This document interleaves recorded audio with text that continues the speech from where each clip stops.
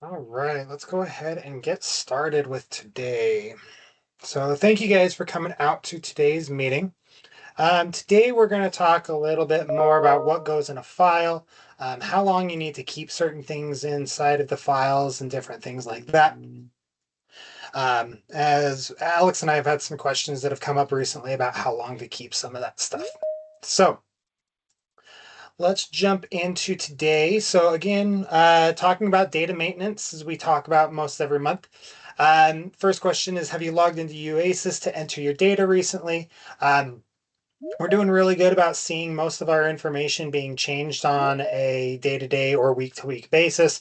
So we're seeing numbers increase. We're seeing students come on certain reports, and we're seeing students get removed from other reports like testing and whatnot. So you guys are doing really good about entering that data.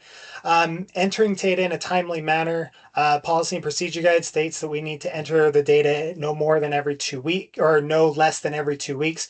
If you enter your data more often than that, weekly, daily, that is great. Thank you for doing that. But please make sure that your data does get entered at least every 2 weeks.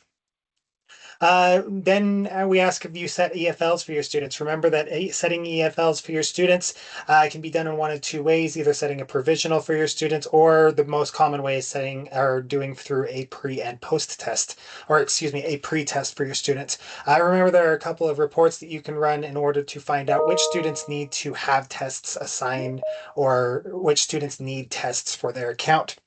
And then the last one that we've been hitting really hard this year, and you guys are doing fantastic at doing it, is how are your post-exit surveys?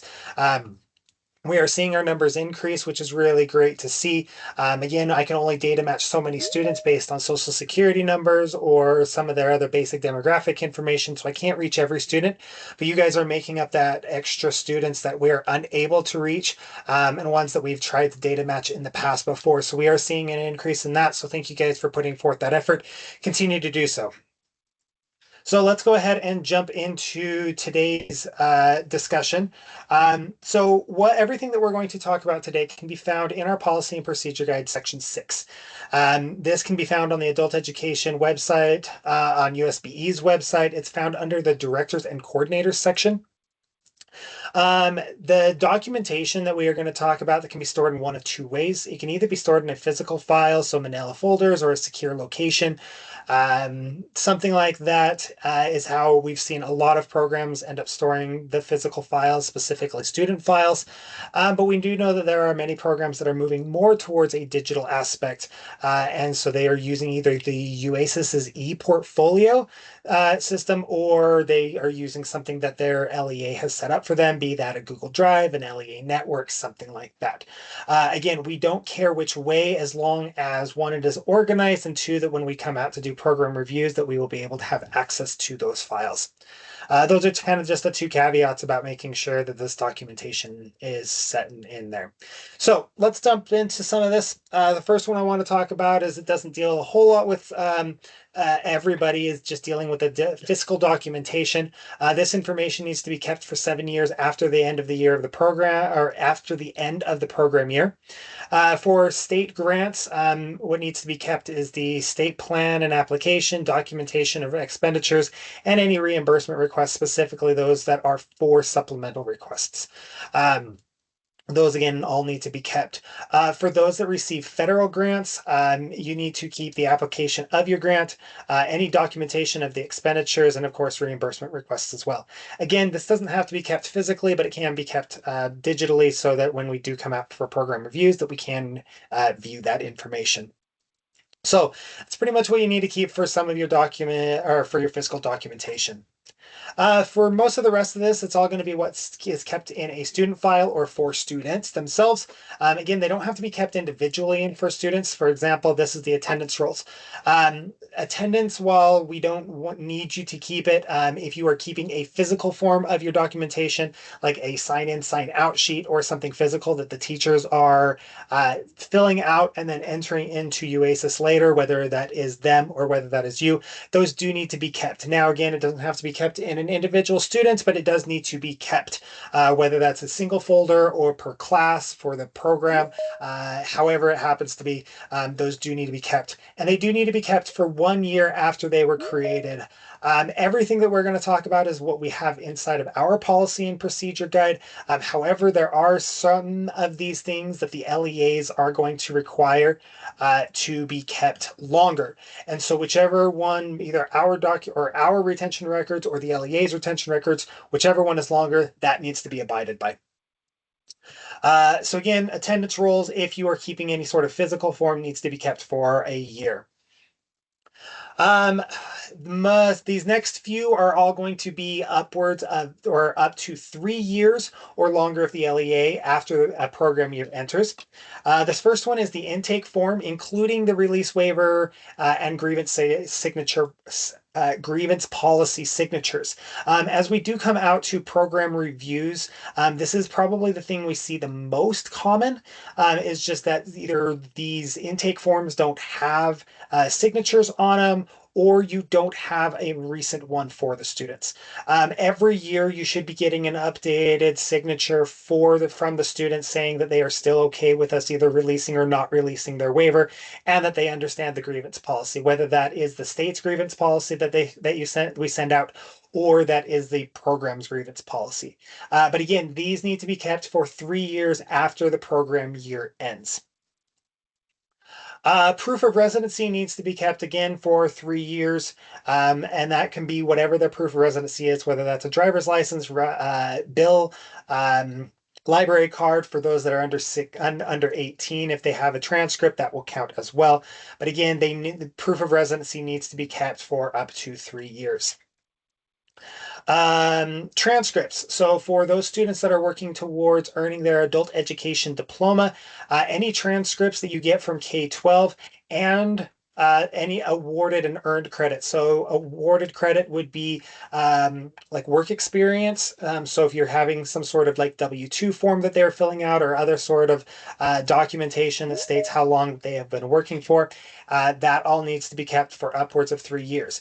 All of the earned credit that we're talking about would be any sort of credit slip or print off from whatever LMS system you are using. That all needs to be kept for 3 years inside of the system. This does not mean that whatever you put inside of UASys, that counts, but we need to have some sort of comparison that allows us to double check and make sure that the correct grade was entered, the date was entered correctly, credit, that kind of stuff. So that's the information that needs to be kept for transcripts. For those students that are under the age of 18 and filling out the GED candidate and adult eligibility form, those need to be kept for upwards of 3 years. Now this year, the name change has been, this form did go through a name change. So it is now, you'll notice the GED candidate and adult education eligibility. This used to say HSE on the top of it. Please make sure that if your LEAs are using this most updated one, as this does have new fields on it that we are collecting, and want to make sure that we are getting enough information for these students that are transitioning from K-12 over to adult education. Again, this form can be found online. If your students are coming in with IEPs, for students under the age of 22, whatever their most recent special education IEP form is, needs to be kept in their record for up to 3 years. Assessment protocols, these include appraisals, locators, the pre and post tests, specifically the answer sheet, not necessarily the answers that the student is giving, but what their final score is. Those all need to be kept inside of the student's file. Again, digital or physical, doesn't matter. Again, remember, if an LEA requires any of this to be kept longer, you need to keep it longer than what we say it needs to be. But assessment protocols needs to be kept for upwards of 3 years for all of your students. Any sort of record of accommodations, again, this all needs to have appropriate documentation, whether that's from a doctor, anyone within the LEA, however they get that appropriate documentation. And these accommodations are either for them attending classes a certain way, or taking tests in a certain way. All of that documentation needs to be kept inside of their folder, again, for 3 years. These next few that we're going to talk about are ones that need to be kept in perpetuity, so being kept forever. The documentation of an official cumulative transcript. So this is like the final that they are done, either with your program or or whether that means they've graduated or they have completed for that year. An official an official cumulative transcript needs to be kept. Now I have had the question asked, well, since UASIS has it, can I just keep that? Can that count as my as it? And I would actually recommend not just keeping that, but please download like a PDF and either print or save that into the student's file. By the rare and off chance that UASIS may go down for whatever reason, we would want to be able to send a student. We ran into this situation a little bit when we transitioned between our first UASIS or our first Utopia and Benchmarks Utopia. We were running into issues about transcripts being downloaded for the students.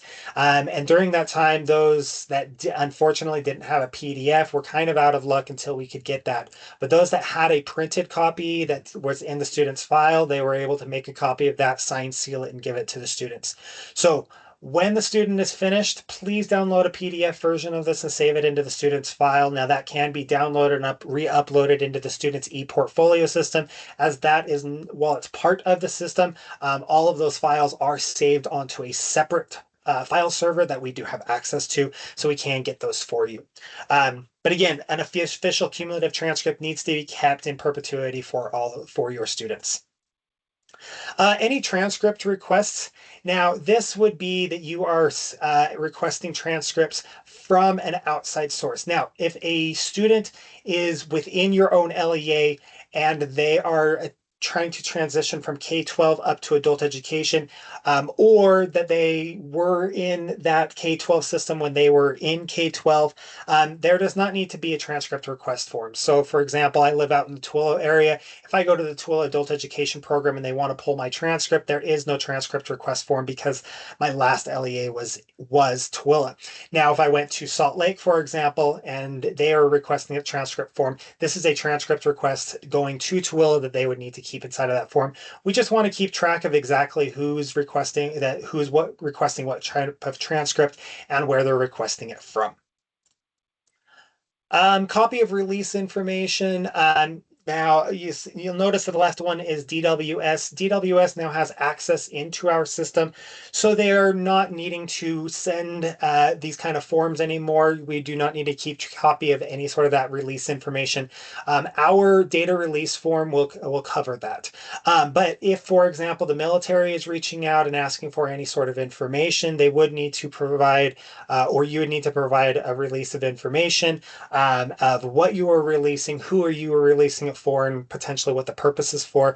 Just that way, there is some sort of track record of exactly where the student's information is going. So again, make sure that all of that information is kept inside of the student's file forever. Now, a couple of things we've seen as we've gone through the system is little bits of tips and tricks. And again, some of the programs are transitioning over to an e-portfolio system, so some of this may not be as crucial, or you may be doing this more on a digital aspect, which is great. But sticky notes, we've ran into a couple of programs that use a sticky note on physical files with a checklist of what they've completed, what they need. So if they need a photo, proof of address, sometimes if they charge a fee, that fee's been in there. Pre and post test information, if they are a K-12, or excuse me, if they are a transcripted student working towards that adult education transcript, did you get the copy of the transcript? Those are the kind of things that we've seen that those programs have done really well about being able to keep track of and know what's inside of the system, inside of their folders. A personalized cumulative folder is also something that we have seen. Alex has built a cumulative folder if you are still wanting to keep that that physical file, and she can share a copy of it with you. It's got this kind of list of information, date of birth, where to put the student's name, as well as some testing transcript information, and kind of where the student is within their transcripts. So again, sticky notes, personal cumulative files, that's something we have found that has helped some of these programs build. Other responsibilities that we have had inside of the system or that we have seen that has been really, really helpful is having a naming convention. Now, this is for whether you have physical or digital files. If you have physical files, making sure that you keep some sort of track of where the student is or what the naming is. Most of them usually go by a first name, last name type of information on there. Some will add birthdays onto onto those files. Some will add the UASIS numbers onto those files so that you can easily find them. And then just keeping track. A lot of programs will keep track of them based upon the fiscal year that the student was in. If they've graduated, they may move them into a graduated folder or a graduated section. Online, a couple of things that we have seen if you're not using UASIS is similar, doing by fiscal year and by name for the students. So those are just some of the naming conventions that we have seen throughout it. But the biggest thing, regardless of what it is just making sure that when we ask to see student files, or that when you need to search for student files, that you are able to quickly able and find these student files. That is the biggest thing that we find, is just making sure that you know where the files are and how to get to them. Something else that we probably knock most programs for as we do come out to program reviews is the SSNs. As well as you guys do, and you guys do very, very well about blacking them out, we do sometimes find one or two SSNs that just slip through the cracks. So as you are doing that, just please make sure that you are double checking, making sure you're blacking out any SSNs. Again, if a student is handing over to W-2, for example, for work experience, there is that possibility of having an SSN on there. So whether the student is entering, typing, or whether they're giving you other documentation, please make sure that those SSNs are blacked out. A couple of things that we are seeing that work really well are what are called redaction pens or security stamps that you can put on there. Those work really, really well, whether you're putting it in a physical file or scanning it and uploading it. Some of the things we're not finding that are working well is whiteout. Whiteout can usually be scratched off. And you can see it. And actually, some permanent markers don't hide the number or don't hide the numbers very well. Or you can flip it over to the other side and see it through the paper. So those are a couple of things we've seen that, while they are technically blacked out, are not working as well as some other things. So just make sure that when you are using that, that they are being blacked out permanently. And again, even if you're uploading it into UASIS, please make sure that all of those SSNs are being blacked out. We talked about this a little bit earlier, but making sure that you got an updated intake form for all of your students. Again, students will move, students get new phone numbers, get new contacts. So making sure that we've got updated demographics for all of our students is really, really good. We are hopefully this summer going to be able to open up the student portal to allow them to update their demographics on the system. That will have to go through an approval process if and when they do their demographic information. So we are hoping to release that this summer in preparation for next year, so that you can get that information. However, regardless of whether a student is filling something out physically or online, you do need to print or download the PDF of the pre-filled intake form. Again, we want to make sure that, if things change, we want to be able to have a backup copy of that. Again, whether they're filling out on their own with the registration forms, or whether they're filling it out by paper, we need to make sure that those are inside of the files for the students. And then the last thing is just please make sure that all of your files are in some sort of secure location. I don't really want to come to someone's program and see a PDF or a folder on their desktop named physical or student files, and it easily be able to be clicked on and find all the information. That's a lot of PII that we don't want to see.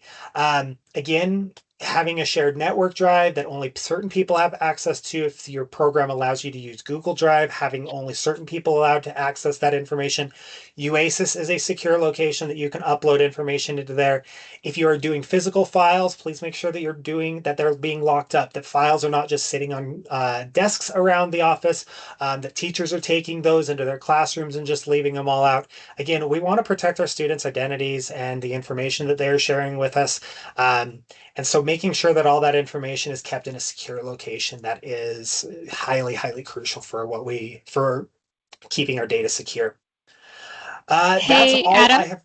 Yes, Nikki had her hand up. She might not have a question anymore, but I just want to give her a chance if she did have a question. perfect. Nikki, do you have a question? Yes, I have two. Sure. Okay. So I saw that, so way back on attendance, I saw if. So, so it's just if. So like if they're not doing any kind of physical, there's not a requirement for physical. No, there is no requirement to have a physical form Okay, for attendance. But if they okay, are having a physical form, like a sign in, sign out sheet, or maybe they're printing off like a class list and keeping some sort of physical record of what that is, those are what need to be kept for up of the year. But if you are using the check-in, check-out functionality inside of UASys, there's nothing that needs to be kept there. Or if at the, if they are just entering it in as the students are coming in, that also is a way that's also how we've seen some teachers taking role. But yes, okay, it is if not must, okay, but only again if they have that physical form. okay. And then my second question, so I mean, I understand getting rid of the social security number, but I've been working on archiving like our older records. And so we have some like older records Uh-huh. that have the social security number on it. And like that is the only copy of their cumulative transcript. And I guess I'm just not sure how to do that so it doesn't look goofy if they were to come back and request, do you know what I'm saying?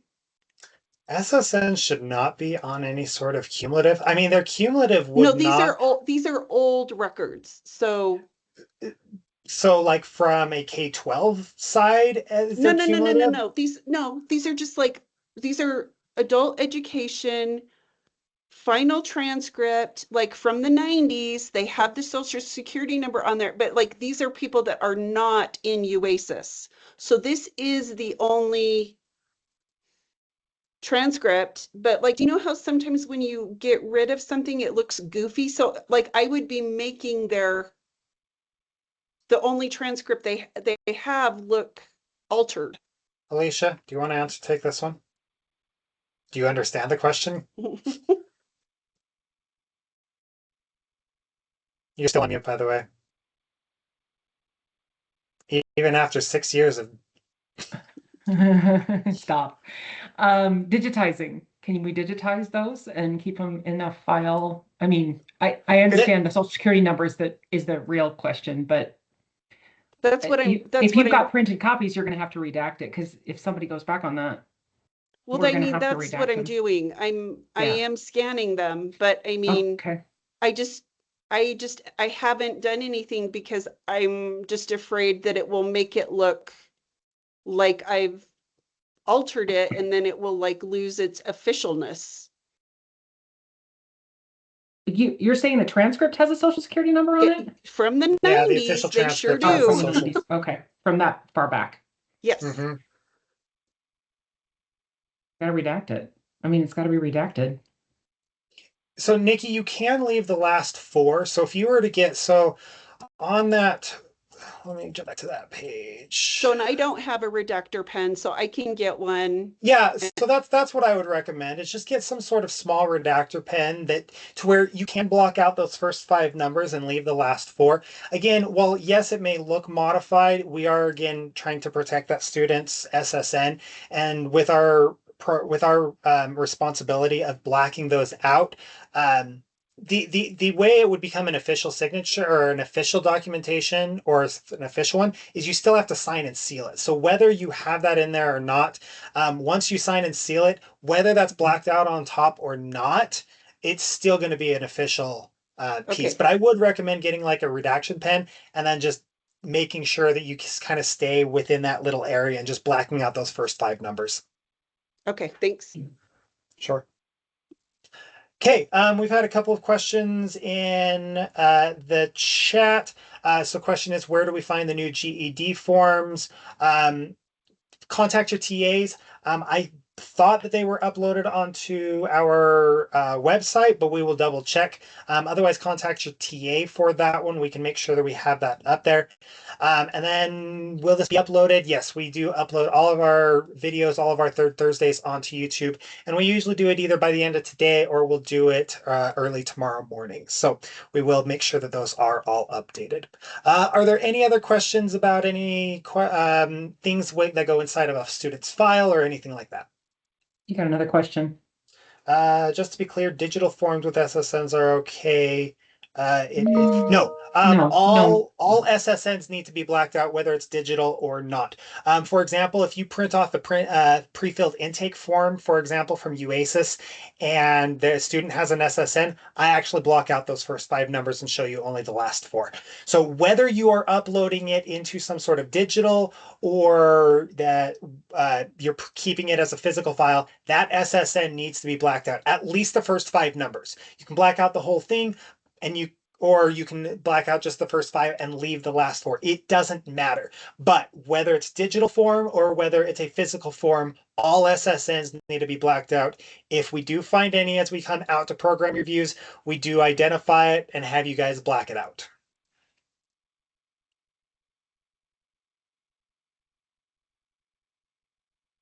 Okay, any other final questions before we end today? Okay, did you, Adam, did you go back to Shauna Burke? She's got one about if a student is taking a college course while enrolled with us, can we manually input a match? We will be having a concurrent enrollment course here at Entrada through WGU. And does that screw up transition after enrollment? That was last month's. Oh, was it? Oh, sorry. What? Oh, sorry about that. I want to know that one too. I'll talk to you later. Okay, any other questions about any sort of file information?